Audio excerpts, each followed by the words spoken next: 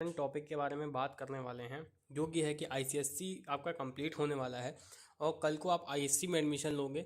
तो अब यहाँ पे काउंसलिंग का मतलब क्या होता है? देखिए, सिंपल सी बात है, आपके पास ऑप्शंस क्या क्या हैं। ठीक है, अब आप आईसीएससी में हो, आपने आईसीएससी में एग्ज़ाम दिया। अब क्लास 10th में थे आप, अब आपके पास कई सारे ऑप्शंस खुल जाएंगे।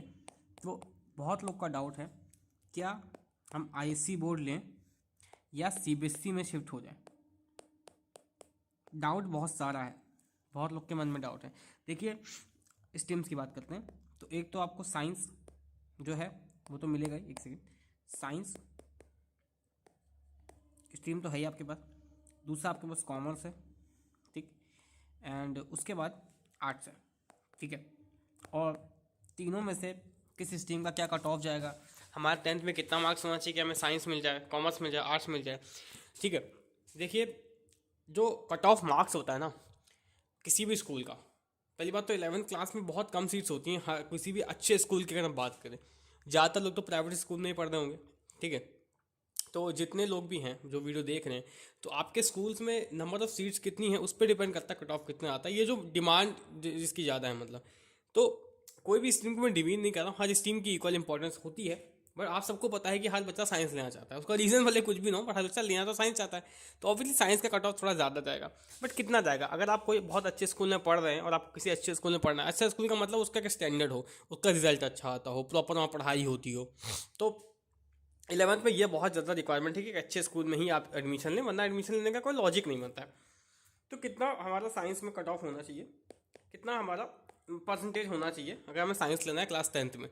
सो अगर मैं कट ऑफ की बात करूं तो 85% से अगर आपको ऊपर आता है, 85% से ऊपर आता है, और ये मैं ओवरऑल बता रहा हूँ एक्चुअली।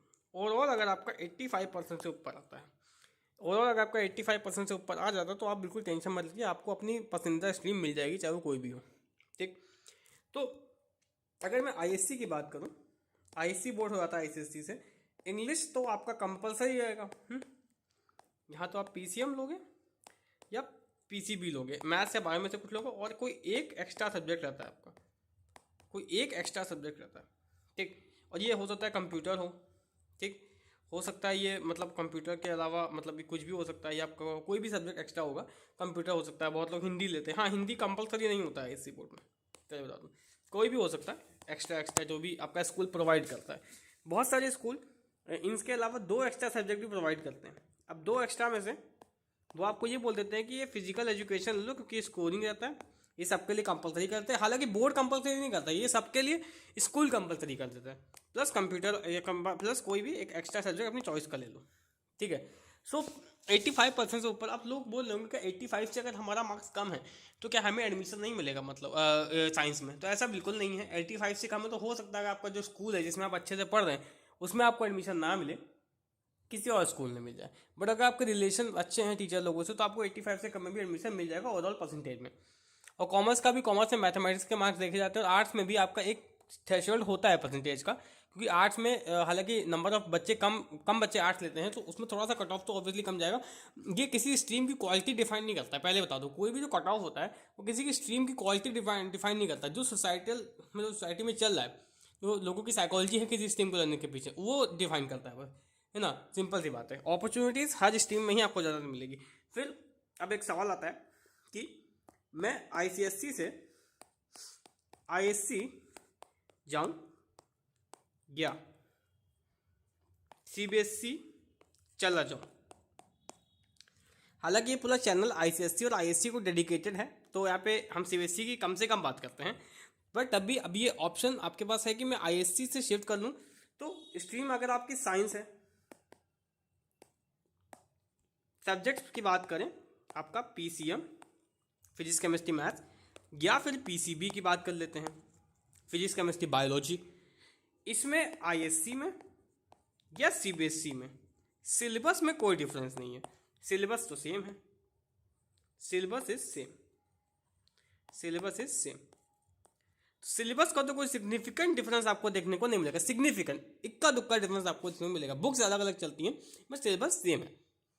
पेपर पैटर्न भी अब आईएससी का काफ़ी अच्छा हो गया है, मतलब पहले भी अच्छा था। पेपर पैटर्न जो है, अब कॉम्पिटेंसी वाले बेस्ड क्वेश्चन आ रहे हैं आईएससी में, पेपर पैटर्न भी आईएससी का अब कॉम्पिटेंसी बेस्ड हो गया, कंपटीशन बेस्ड थोड़ा सा क्वेश्चन हो गया है, पहले नहीं था, बट अब तो काफ़ी इंप्रूवमेंट आ गया है। अगर हम 11th-12th के लेवल पे कंपेयर करें तो आईएससी में आपको कोई नुकसान नहीं होगा अगर आप आईएससी से कंटिन्यू भी करते हैं।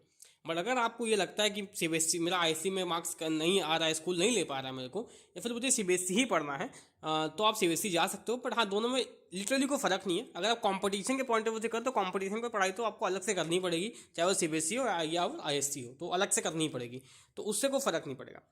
आईएससी में आपको इंग्लिश में थोड़ा सा मतलब ज़्यादा मेहनत करनी पड़ेगी कंपेयर टू सीबीएसई। तो अगर किसी को इंग्लिश बहुत ज़्यादा पसंद नहीं है, और इंग्लिश के यहाँ 2 पेपर भी होंगे आपके, एक लिटरेचर का फिर से एक लैंग्वेज का, तो अगर किसी को पसंद नहीं है इंग्लिश ज़्यादा, उसको नॉवल नहीं पढ़नी है 11th-12th में जाके, तो वो सीबीएसई भी ले सकता है, उसकी चॉइस है। और जो एक्स्ट्रा सब्जेक्ट होंगे जैसे कंप्यूटर वगैरह, तो उसमें आपको जावा हुआ सिखाई जाएगी, या फिर अगर पीएड तो देखो दोनों में ही ईजी है, तो कोई दिक्कत नहीं है, ठीक है। और बाकी कोई भी एक्स्ट्रा सब्जेक्ट, तो हिंदी कंपलसरी नहीं होता है, हिंदी भी एक्स्ट्रा सब्जेक्ट की तरह ही होता है आईएससी बोर्ड में, तो आप शिफ्ट कर सकते हैं। बात करते हैं बाकी फील्ड की, कि अगर आप कॉमर्स के हैं या आर्ट्स के हैं तो आपको शिफ्ट करना चाहिए कि नहीं करना चाहिए।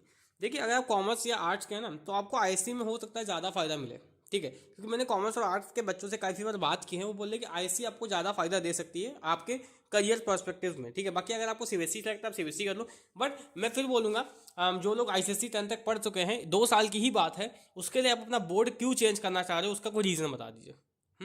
बहुत सिंपल, आप ऑलरेडी एक अच्छे बोर्ड से पढ़ाई कर लो। मैं ये बोलता हूँ कि सीबीएसई बोर्ड भी अच्छा है और आईसीएसई बोर्ड भी अच्छा है, दोनों अपनी जगह अच्छे हैं।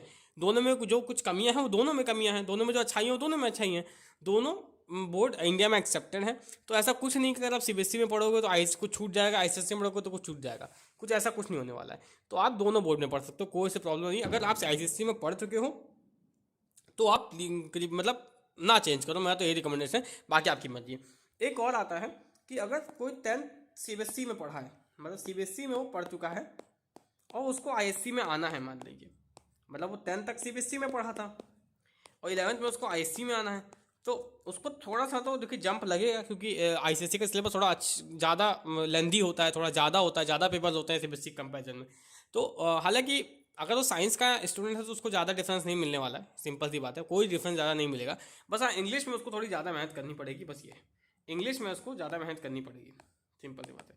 जो इंग्लिश है उसमें उसको थोड़ा सा ज़्यादा मेहनत करनी पड़ेगी सिर्फ इंग्लिश में, बाकी तो ऐसा कोई मेजर आपको डिफरेंस देखने को नहीं मिलेगा, सिर्फ इंग्लिश को छोड़ के, ठीक है। तो अब बाकी यही इस वीडियो का कंक्लूजन था, और बाकी कोई टेंशन की बात नहीं है। साइंस हो गया, कॉमर्स हो गया, आर्ट्स हो गया। हाँ, ज़्यादा बात है परसेंटेज की, तो भाई आपकी जो मतलब परसेंटेज है 85 से ऊपर, अगर आप साइंस में चाहते हो तो आप 85 से ऊपर स्कोर करने की कोशिश करो, तो आपको साइंस स्ट्रीम मिल सकती है, ठीक है, बहुत से। और हाँ, बाकी अगर आपको, और ये बेसिकली उनके लिए है जो गुड या फिर गुड स्कूल्स में पढ़ रहे हैं, वो इतना कट ऑफ लेते हैं क्योंकि उसमें जनसंख्या उतनी रहती है। और कभी कभार ये कट ऑफ, मेरे टाइम पे कट ऑफ 88 गया था, ठीक, कभी ये 87 जाता है, कभी 86 भी जाता है, उससे फ़र्क नहीं पड़ता है, बट हाँ 85 से 90 के बीच में जाता है, ठीक है। बाकी अगर आपको उस स्कूल में एडमिशन नहीं मिलता है तो आपको ऑब्वियसली स्कूल चेंज करना पड़ेगा, तो मेहनत करिए, इतना ऐसा परसेंटेज लाइए कि आपको कोई भी स्ट्रीम चाहिए वो आपको मिल जाए, कोई भी स्ट्रीम चाहिए आपको मिल जाए। और अभी दिसंबर आई है और आपको स्ट्रीम्स में मतलब वो मिल रहा होगा, एक्चुअली मौके मिल रहे होंगे स्ट्रीम सेलेक्ट करने के, तो ढंग से सेलेक्ट करिएगा।